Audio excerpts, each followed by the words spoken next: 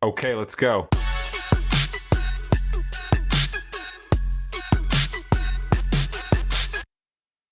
Hi friends of the Coachella Valley, Jose here from The New Mindset. I'm joined with...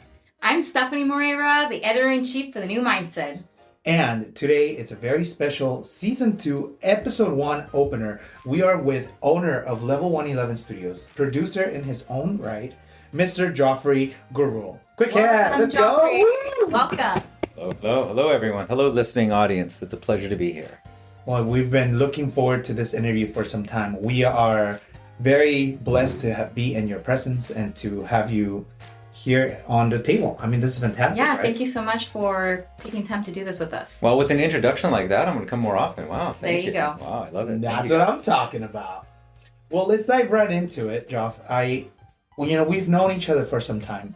Definitely have grown this awesome relationship with you, and as we've worked with you here at Level111 Studios, we've definitely come across a lot of projects together. We've definitely been in a lot of fun places, and I've always wondered, let me just shoot you a question. Who is Joffrey? Where did you come from? you make it sound like I'm an extraterrestrial. I know, This right? guy, like was he hatched? Oh man, I mean, the simple answer is, I was born in a small city in San Bernardino. The bigger answer is like, who is I? Who am I? I'm constantly evolving, and I said at a young age, like I never wanted to be defined by just a name badge or the company that I worked for, because I feel who I am is bigger than just my body, is bigger than just the thoughts in my head. Okay. So I'm constantly growing, constantly evolving. That's who I am. Where did I come from? I just came from Coachella, and I just got here late, but in Starbucks. So. And what are your roots? Like are you Latino? What are your roots? Oh, can't tell you that one. So Mexican, It's a yeah, Mexican and Italian. Definitely have, believe it or not, I have some Arabic down the road. The one I most identify with is on my mother's side is the Latino side of my family. Okay. And it's just it's the one that I spent the most time growing up with. Both my parents had to work, so I was taken care of. Both my parents had work all day long. Went to spend time with my grandfather and my grandmother. Great American success story. They were immigrants from Mexico, came over here, like they say, literally making a nickel a day, and built a life and built a family. So. That's fantastic. So your grandparents, you would say, were your biggest inspiration to who you are today?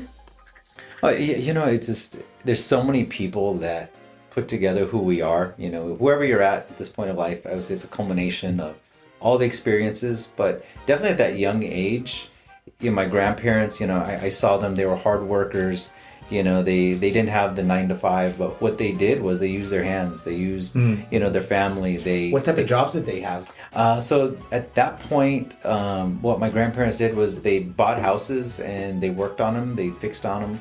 My grandmother, I would say, she didn't go to no engineering tech school, but she could draw the blueprints. My grandfather, he didn't have a trade, but he learned how to do carpentry, how to do cement work. Wow. And the crazy part is they owned and managed several houses. And, I see people nowadays that, they sign up for these, realtor how to do, and they go on YouTube and they spend tens of thousands of dollars to learn all this stuff. But my grandparents, they were just immigrants from Mexico with just the will to win, hard work, and honesty and integrity. They built a life for themselves. So I think I always go, like, whatever situation you're in, if you think you're broke or you think you don't have the smarts, the background, the money to do it, you can. You just have to believe in yourself enough and put in the work to do it. Well, that's excellent advice for everybody who's listening. Yeah, so to our listeners that they've never met you, something that I keep finding here in the Coachella Valley is a very small valley, right? Everyone knows everyone. And we've had quite a number of guests. And a lot of times it's funny. It's like you're a whisper. It's like, oh, I've heard of him, but I've never met him. Yeah. You're quite unreachable. I do exist, yes. I do. I am a... What would you say about the person you are, that persona, that dare I say grandiose image? How does Joffrey go about his day from the moment you wake up? A lot of people know me, but not a lot of people know me well. It's one of those things. I put myself out there each and every day. From the moment that I wake up, I have a saying, I call it floor before phone. I put my knees on the floor, I give thanks, I give gratitude, I pray before I even pick up my phone. Because once you pick up your phone, your day gets taken from you. You start looking at emails, text messages, the person that was drunk that texted you the night before, all this madness. So Right. I want to make sure that I set up my day before anything else takes my day away from me. So from there, I go to the gym. So it's already 6 a.m. I've already got my meditation, my prayer. I've gone to the gym. I've done more by 6 a.m. than most people have done in the whole day already. Wow. And then from there, I target out, the places I'm go, the businesses that I have to work with. And then I'm always open to, and for anyone that knows me, I'm open to people that need me, people that reach out in whatever capacity, because there's a lot of need out there. And I really feel like if I'm blessed to be in a position that I can help someone else, I take that as an honor. I really do. You sound very super disciplined. How did that start? Have you always been this disciplined when you were a child? Like, tell me a little bit about when you were growing up. Oh yeah, so 9 months I was changing my own diaper. Wow. I was super Einstein here. disciplined. No, you know what? I give a lot of back once again to my grandparents. Like they were just very like that old school Latino mindset. They were up early in the morning. They didn't sleep in. They didn't go out to McDonald's. She made breakfast. My grandfather went outside, worked on the yard. Wow. And just like, looking at how my parents were, it's just, we were what they call like blue collar working class family. And I tell people this all the time. Growing up, I never knew if we were rich or poor. And looking back on it, we're probably a lot closer to poor than we were rich. Right. But we were rich in the sense that we had all that we needed. We had a roof over the head. There was always, a warm plate of food. And most importantly, there was family around that you knew loved you, that had your back, that you could depend on. That's very important. Do you think? Yeah, that's everything. How many? Are you like a single child? Do you have siblings? Might as well have been. So my brother is 10 years older than me. So you can imagine this. So I'm 10, 11. My brother's 21. He's out there wilding out at the club. And so I tell the story all the time. Like, my brother, since he drove, he was supposed to pick me up from school. Okay. Right. So school that's out like 2:15, 2:30. Yeah. 5 o'clock, I'm still sitting there on the curb like, my brother's going to pick me up. And my brother shows up like 6 o'clock. Oh no! Like, yeah, good thing. He was like, oh, I'm sorry, I got busy. I'm like, good thing I didn't get abducted, dude. Like, but so I have an older brother, but I kind of grew up like an only child because nice. there was that age gap, Wow. Okay. Well, what was the age gap? 10 years. Yeah. Oh wow! So So you guys never went to the same school at the same time? No, we never went to the same school. It was like when we played. So he was 10 years older than me. Like I have a scar on my head. Like we were playing from the surgery. Yeah, exactly. Yeah. So we were playing. My brother literally were playing hide and seek, and he's 10 years older than me. He literally had a rock. I peeked my head around the corner through he loves to tell the story. It was a perfect strike. Bam! Hit me. I have a little scar right above my eyebrow here.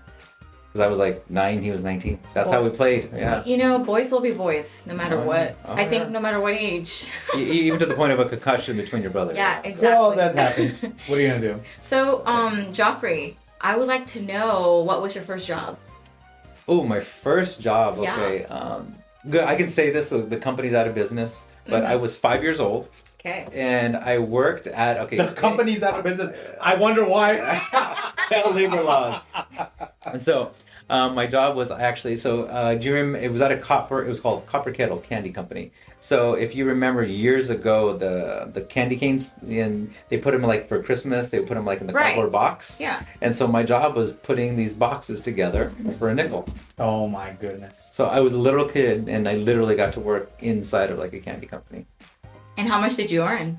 One day, I don't know if my math is good, but I remember one time I made $20. And so the funny part was I learned at 5 years old, hey, I do work. I was basically on piecework. So I learned the more boxes I made, the more money I got. And then at the end of the week, my mom would take me, there was kind of like this little like corner store that they sold like magic stuff. And I'm a kid, so I was like into magic. And what? Yeah, I was in. So I bought I saved up, I bought my magic set. I'm gonna tell you something really crazy. So, did you ever get into magic? Like really? No, I wasn't good at it, but yeah, I bought all the magic set where you do like the hocus pocus and the cards and. Yeah. So check this out. I couldn't buy the expensive set. You want to hear something really wild? It's funny. They say smart people think alike. So, when I was a kid, He's boosting his ego. when I was a kid, I grew up with my grandparents too. I had a lot of kind of a semi similar story. But I was so into magic that I literally when I was 18 years old, I was 19 years old. I was working. Big shout out to Houdini's Magic Shop at Disneyland, and I learned so much of so little of everything. When we're done with this, guys, don't forget to follow us on YouTube. You're gonna see a magic trick I'm gonna show Joffrey, and let's see how he does what he does. Oh man. This is a perfect time for a commercial. Let's go. This commercial spot could be yours. The New Mindset of the Coachella Valley is broadcast throughout Apple Podcasts, Spotify, Pandora, and all your favorite podcast stations. For more information, don't forget to reach us at The New Mindset OTCV on Instagram or The New Mindset OTCV at gmail.com. And we're back. Welcome back. Awesome. I missed you guys. I know it's been years. I know. Joff, Yes. tell me something. Wow, it's a fantastic story. You grew up with your grandparents. So where were your parents, if you don't mind me asking? Okay, so they worked. So I mean, they were in the picture. So when I say I grew up, it was because my mom and dad. It was that blue collar thing where they worked. My mom, just worked all day. My dad, he did a bunch of different jobs. So it's like I was pretty much under the care of my grandparents. And and you learn, just like you learn, like, where's mom and dad? They're out working. And then, like, we didn't have like the luxury of, like, daycare and stuff like that. But it was a different time. I grew up in the 80s, so it was a totally different time. I would say that there's kids now that could tell you a similar story, right? Yeah. As they're growing up, mom and dad are working. Same here. You know what I had a changes the similar number, right? childhood, but in the 90s, my mom and dad never put me in a daycare. So it was, I think that's a Latino thing, like, Yeah. just outside of, like, the immediate family, like, and even to this day, my family, like, you weren't getting dropped off at, the neighbor's house. You weren't getting dropped off as strangers. It was like, if they were blood, or that was it, and so that is the true. two people. So the really, actually, next part of the story was really cool, is that, so my grandparents, they worked on these houses. So I would go with my grandfather and, quote unquote, I would work on the houses with them. Yeah. So I had my little, he had his real toolbox. Oh. He had like the and I had my little, plastic toolbox. Yeah. But he'd be there, repairing the drywall, reviewing the wood, and doing all this stuff. And I'd be there right next to him with my little fake shovel. Aww. But it taught me. But it's one of those things. It's like we learn by example. Whether it's like sometimes you learn the bad things from your parents and grandparents. You learn things not to do, but from them I learned the value of hard work. The value of hard work, and that's very inspiring. You used to go with your mom, right? I used to go with my mom too. So back in Chile, my mom worked like in this very high-end bank back in Chile, and when she had nobody to take care of me, she would take me to work, and I would watch her. And I was drawing. That's when I think my artistic started coming back. I was watching her work all the time. I still remember that I was 5. So. And it's crazy, like those memories, like it was funny, like it was such a teaching lesson. They didn't design it to be that way, but it was like how you are now as like a grown adult woman in the workplace. Yeah. Like in all that you've done and accomplished, so much of it goes back to like those early moments. Yeah. And like people say, oh, when did you get this way? Like it was like a slow development over the years. Yeah. Just like watching them. And there's this really cool story I love to tell people. So I by the way, even through high school and college, I still would help my grandfather, and I'd go with them to the houses and, help him. What was your nickname? All grandparents have a nickname. Joff. They just call me Joff. So you were always working, like with your family, or if it was like some side hustle, you were always moving. You weren't that young kid who would sit around on the couch and do nothing. No. I mean, either sports. During, I think I was like maybe 9 or 10. I had like a set of 4 lawns along the street that I was mowing. So I was industrial. Like I learned that job, for a nickel. I learned how you can make money. Yeah. During high school, I was working at a swap meet, selling like sports memorabilia, sports cards. Wow. So it's like all the while, like I always had a quote unquote side gig. But you imagine this? I was 12 years old, bringing in a couple $100 a week, all under the table. Sorry, IRS. But it's like, but what I'm saying? It's like, man, I look on it now, and there's people like, oh, I can't make money. It's like, dude, I was 12 hustling it. That's so funny. Yeah. In middle school and high school, I had one of my guy friends selling candy. He would sell candy. That was his side gig. All right. So that reminds me of that. His last name is Nestle. He's like, no, I don't even remember. But he's Latino. Oh, there you go. Side hustling, selling candy. Neslito. There you go. There you go. Yeah. There you go. Yeah. So as you progress through all of your, your experiences, when did Joff become Joffrey? When was that? When is that key moment where, you became Joffrey. You grew into your big boy shirt. When was that for you? Was it college? Was it after? What was it? Oh man, I think always that's like always been there. And there's this story that I heard that you're just there was this statue, and it was like covered in dirt, right, and mud, and over the years, just centuries, like people just kind of left it there. And then one day, some kids got curious, and they just started chipping away at it, chipping away. Then more kids came along, and then what happened was they just kept chipping, and then over time, all that cake and dirt just fell off of it, and there was this beautiful gold statue underneath. But people never thought to look through it. And I think some ways that's kind of how we all are. Like, we all have this gold that's this great thing inside of us, but we get all this dirt and we get all this stuff. Right. And sometimes you just got to keep chipping away to get your gold that's inside you. Yeah. So I think for me, it was these lessons of, the work. And then, I worked at Macy's. That was one of my first jobs where I really feel like I came into my own, because now I'm in college, I'm working. Funny story, I got hired and I was working in the women's perfume department. You're working in the women's cologne department. I got so much shade thrown at me. That is my favorite section to go to Macy's. People were talking of course. people were talking about.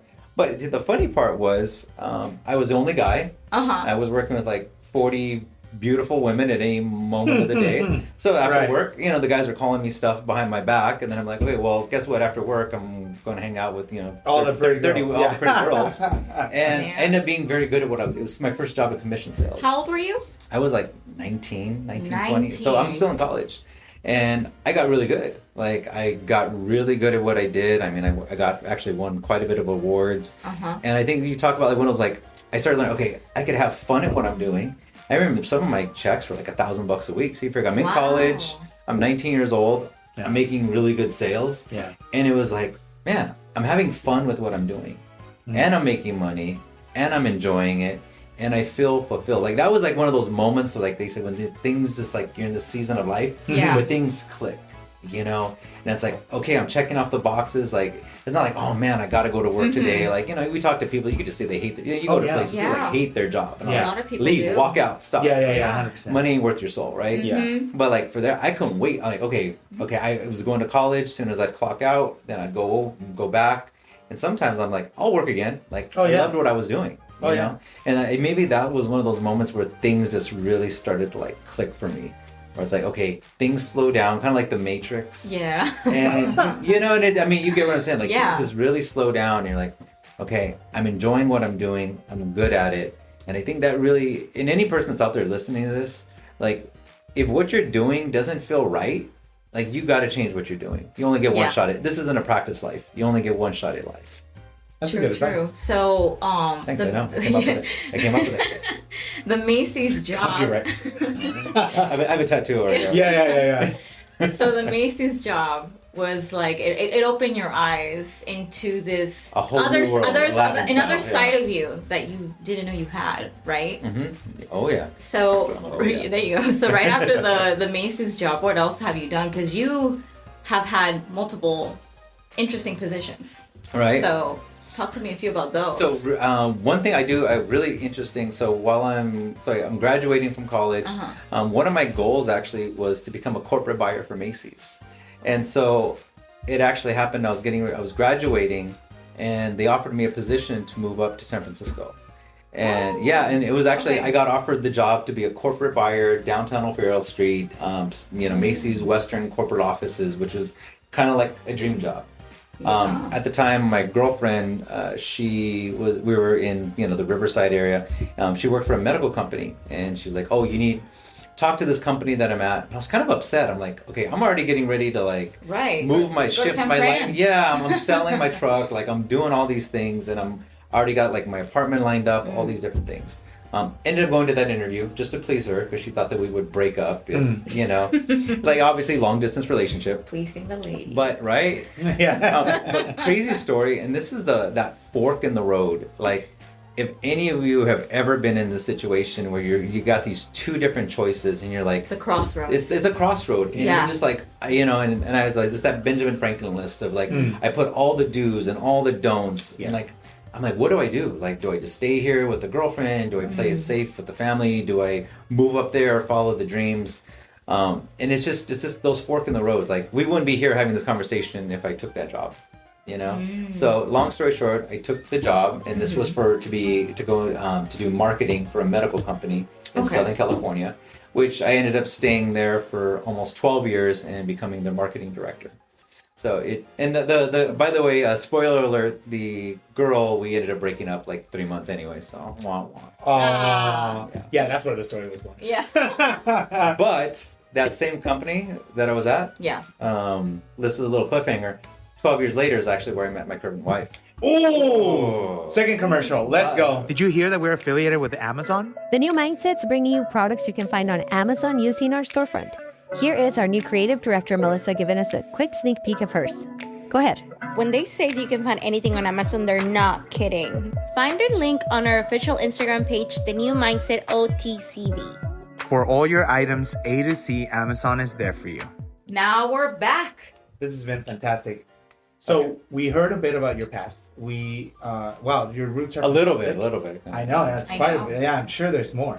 But let me ask you now. That'll be on the edited version. Yeah. Make sure you're following us on YouTube. You're going to find a lot of stuff there. So we're moving on to, I would like to know about today. You are the owner of LevelOne11 Studios. How did that come about? What's the story on that? Oh, really simple. I wrote it in my dream journal. Anyone can start a dream journal. I have one. Tell us about your dream journal. What's in it? Oh, my dreams, aspirations, goals, wild, crazy things. Think big, things that you don't tell the other people because they're going to laugh at you and they're going to tell you can't do this, you're not good enough, and there's no way in hell that you can ever make this happen. I write it down because I have a belief. We all have these like ideas in our mind inside of us that I believe that God plants inside of us. I call it God seeds, right? So each of us got like a God seed inside of us. But the problem is you let that seed die. So imagine you got an apple tree or pineapple, whatever it is. You got these seeds. But if you don't put it in the ground, you don't let it get some sunlight, you don't put some water on it, it's never going to grow. It's never going to produce fruit. So the same thing with our ideas that we have. You got to get it out, write it out, let it get some sunlight, let it get some water it, whatever it takes.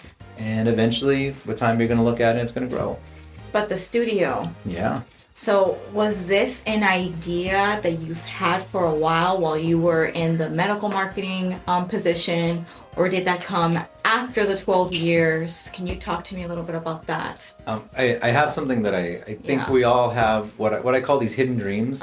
Like there's just something inside of us that you can't even like put words to it. And anyone out there listening to this and everyone in this room, like there's something you just don't know what, right? And that's why I believe like that's where the dream journal is important. Write it out. So I sold another business. We'll do that in another podcast. But I sold a business that I was in, and it was one of those things where I'm like, okay, now what? Like, I'm still young. I got the rest of my life ahead of me. Just can't sit there and I'm not just going to play golf. Like I got to do something with the next step of my life. And this was after the position. Okay. Yeah, and so I sold the other company, and I'm writing out all the things from, spend time with my kids, teach them how to ride a bicycle, open a studio, which at the time I had no idea what open a studio even meant. It's like me saying I'm going to be a NASCAR driver. There's like, if I would have, it's just like, I'm telling you this, and you're like, really? Like, no, literally, I'm going to be a NASCAR driver. And you're like, sure, okay, whatever the hell, dude, right? Which most people are going to say, you're crazy dreams. You're not going to do it. Right. And so I wrote open a studio. I didn't know anyone that owned a studio. I didn't know anyone in this type of business. Fast forward, a year later, walk into the studio place. Our first client was Bill Gates. The Bill Gates Foundation is actually a client of ours, and they frequently shoot a lot of their content. So pretty amazing, just to be able to say that I'm in connection with, that level of a team. That's amazing. Fast forward another couple months, NBC Palm Springs comes out, and now we have a show that's on network NBC Palm Springs, and I'm the producer for a show called The Desert Brew. So The Desert Brew on NBC Palm Springs, that airs every Saturday. I've seen that. Fantastic show. Really love it. So I see that you started a section with your family. Where'd you get the idea to do that? If anyone that knows me, like my family is everything. That goes back to, being raised by my grandparents and my parents, and just once again, at the end of the day, and I'll just say this, no person at the end of their life has ever said, I wish I spent more time at work. I wish I spent more time with these people at these offices. What do they always say? I wish I spent more time with my family and my loved ones, right? Right. So you already know that. I already know that. So for me, it's one of the challenges that I have in life is like, I wish I could spend every waking moment with my kids and with my family. But because I want to give them the world, I got to go out and, you know, I got to be a titan of industry. I got to go climb mountains and do all this stuff. So it's like finding the balance between it. And with life, I think so many times is combining the best of all your worlds. So part of that was having a segment on the show where I could go to the Palm Springs Tramway, where we could go to the Acrisure Arena, you know, we can go to the Living Desert Zoo, we can go make cookies. Right. And I have these segments, you know, it's family friendly. But more than that, it's me spending time with my kids. It's content. It's out, you know, where we're putting on the show. But it's literally just me having, you're literally watching an afternoon of things that I do with my kids. Yeah. You know, so I'm really just kind of giving you guys just a sneak peek behind. These are literally things that I do in my day as a father, as a husband with my kids. And I get to share that with, you know, with the masses. The world. Yeah. Well, the amazing. Cool part about it is, have you seen the cookie one? I think you just showed it. So we I remember watching the cookie one, and I was like, I remember my grandparents used to work at this bakery. And when I was a little kid, they would take me to go help them. And I would make the conchitas or whatever. And what it was is like, they would tell me, oh, you know, get the masa, do this certain thing. And I'm like, great, you know, they put it inside the oven, and then I would kind of, you know, just all of a sudden they pulled it out and it was perfect. And I was like, wow, this whole time. And I remember telling my grandparents about it, like, oh, you guys remember when? And my grandpa just laughed, right? And he goes, oh, we never told you, like, no, everything you made was so bad, it was horrible. Oh, no. There's no way. So we would just put it in the bottom one, and with the good one come out at the top. So you would think it was just, so we'd give it to you to eat, and then we threw out the bad one. And I was like, oh, no. Success. But you know what's cool about that is you get to enjoy that time with your kids. And that cookie episode reminds me so much of my childhood. I think that's why it's so good. It really takes you back. The zoo episode. Man, how many times have you gone to the zoo with your family? Like, it's really, really good. And the fact that you, as a producer, took that idea and grew it, man, is that awesome. Yeah, and one of my goals in life is, you know, as we get older, you know, in your 20s, you know, in my teens, I just wanted to just trying to figure out who you are, you know. Right. In my 20s, you're trying to build a little something, you know, you want to go have some fun with your friends, you know. 30s, it's like, let me get a little more serious, you know. And I think hopefully we evolve and we change. Yeah. And for me, one of the things I was thinking about is like, man, you ever have like these moments, you know, just you guys together, or you're with your dog, or you're with your mom, and you're having it at a restaurant or wherever it is, you know, you're on vacation, and it's like, I wish I could bottle this feeling. Like, I wish I could just take this feeling and put it in a bottle, because it just, you know, it's just like the Christmas. We talk about like the Christmases that we spend together, you know? Yeah. And we'll take pictures, but so many times the picture, it just doesn't do it justice. No.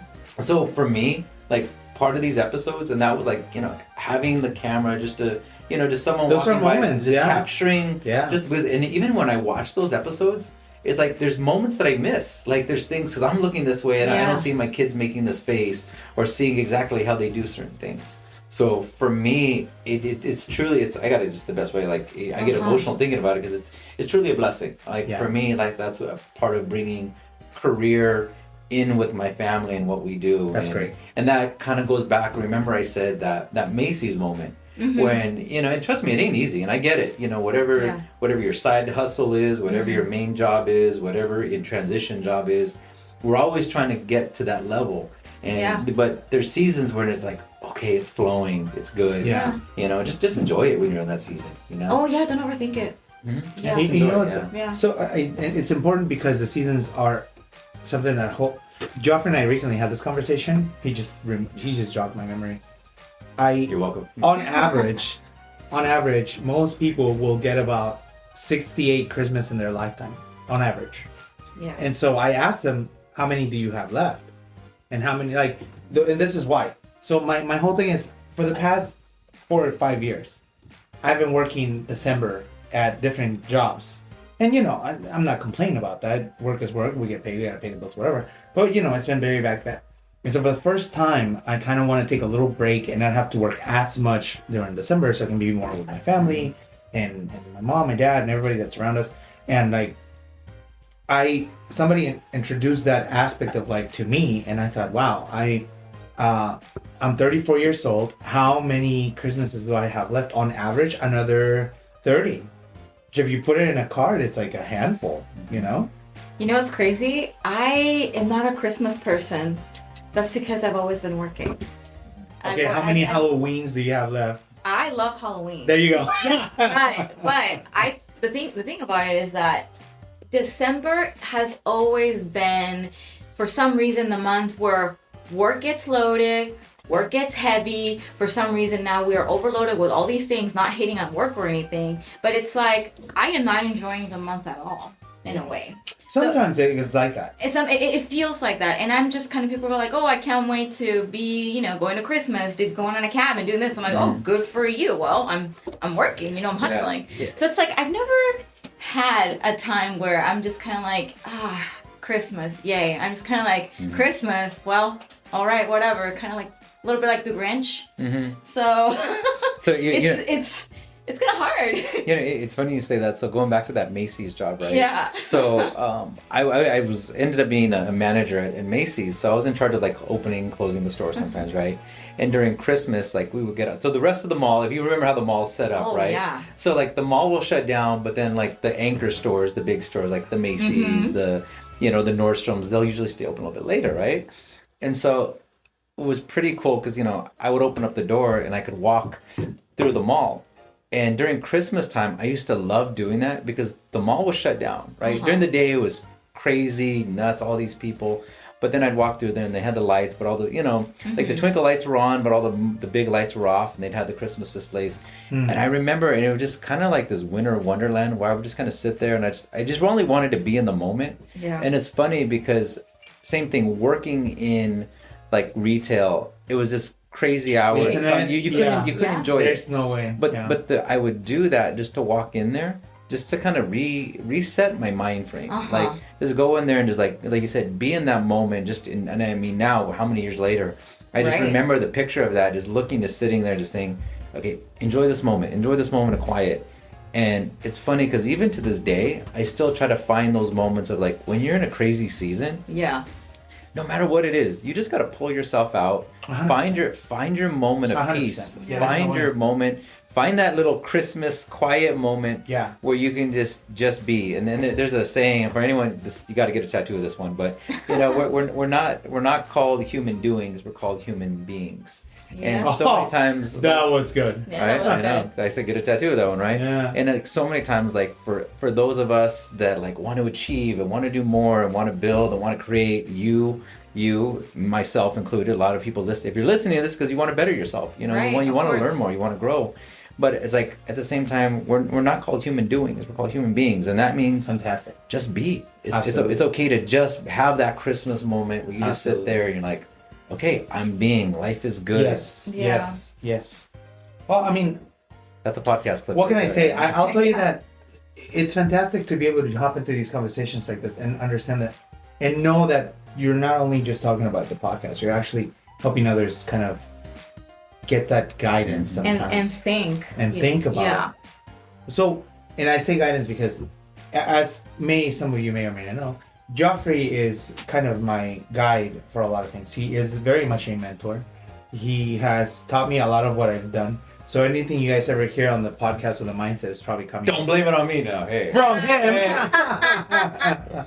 And it's a big thank you. I gotta say to you, it's a big thank you to allow us to come to the doors and get this going. I remember when we first pitched it to each other, and it wasn't like anything, and it just kept growing and growing and growing. Mm-hmm. So that being said, I want to ask you about what's coming next. Mm-hmm. Now, here's the thing.